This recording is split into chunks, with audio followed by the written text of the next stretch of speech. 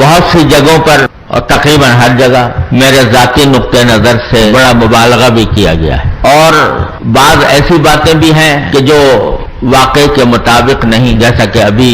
میرے بھائی نے اعلان فرمایا کہ بہت سے حضرات نے مجھے پاکستان کا چیف جسٹس قرار دے کر یہ لکھا ہے یا کہا ہے۔ میں کبھی پاکستان کا چیف جسٹس نہیں رہا، لیکن پاکستان میں ایک طریقہ ہے کہ ایک عدالت ہے جس کو سپریم کورٹ کی شریعت اپیلیٹ بینچ کہتے ہیں، وہ سپریم کورٹ کا ایک حصہ ہے، اس کا میں جج رہا ہوں، اور اسی وجہ سے لوگ جسٹس محمد تقی عثمانی لکھتے ہیں، لیکن چیف جسٹس نہیں۔ دوسری بات یہ کہ جگہ جگہ یہاں بھی پاکستان میں بھی یہاں بھی لوگ مجھے شیخ الاسلام لکھنا شروع کر دیا ہے۔ میں سمجھتا ہوں کہ میرے نام کے ساتھ شیخ الاسلام کا لفظ شیخ الاسلام کے لقب کی توہین ہے، لہذا میں اس کو اپنے نام کے ساتھ اختیار کرنا، یہ شیخ الاسلام کا لقب سجدہ تھا حضرت علامہ شبیر احمد صاحب عثمانی رحمۃ اللہ علیہ پر، حضرت شیخ الاسلام علامہ سعید حسین احمد صاحب مدنی رحمۃ اللہ علیہ پر۔ مجھ جیسے آدمی کے ساتھ یہ لفظ استعمال کر کے اس لفظ کی توہین ہوتی ہے، اس کی توقیر میں کمی ہوتی ہے۔ اس کے علاوہ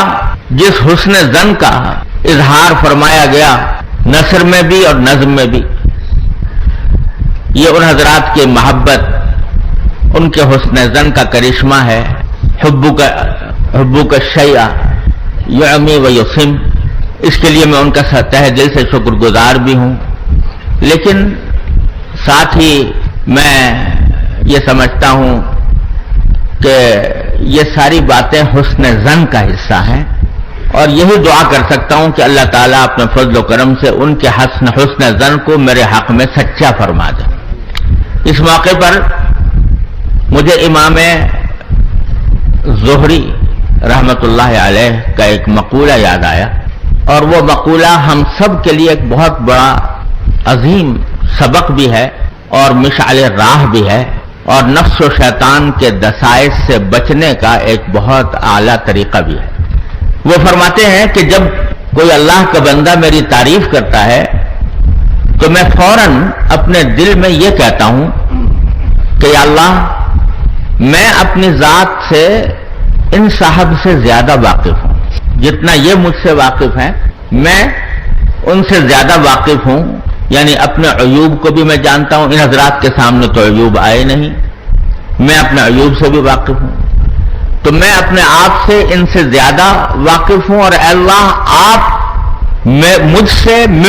زیادہ واقف ہیں، تو اے اللہ مجھے ان حضرات نے جو حسن ظن قائم فرمایا ہے اس کی وجہ سے مجھے کسی دھوکے میں پڑنے سے بچائیے، مجھے اس بات سے محفوظ رکھیے کہ میں ان حضرات کے حسن ظن کے اظہار کی بنا پر میں کسی دھوکے میں پڑ جاؤں اور عجب میں مبتلا ہو جاؤں، کبر میں مبتلا ہو جاؤں، اے اللہ مجھے اس سے محفوظ رکھیے۔ عظیم سبق دیا، ہم سب کو یہ واقعہ پیش آتا ہے، تقریر ہو یا تحریر ہو، وعظ ہو یا خطابت ہو، جب آدمی اس سے فارغ ہوتا ہے تو بسا اوقات لوگ اس کی تعریفیں کرتے ہیں، آپ نے بہت اچھا بیان کیا، آپ نے بہت اچھی کتاب لکھی، آپ نے بہت اچھا مقالہ لکھا، تو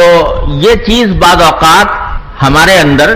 عجب پیدا کر دیتی ہے، اور اس کے نتیجے میں آدمی دھوکے میں پڑ جاتا ہے۔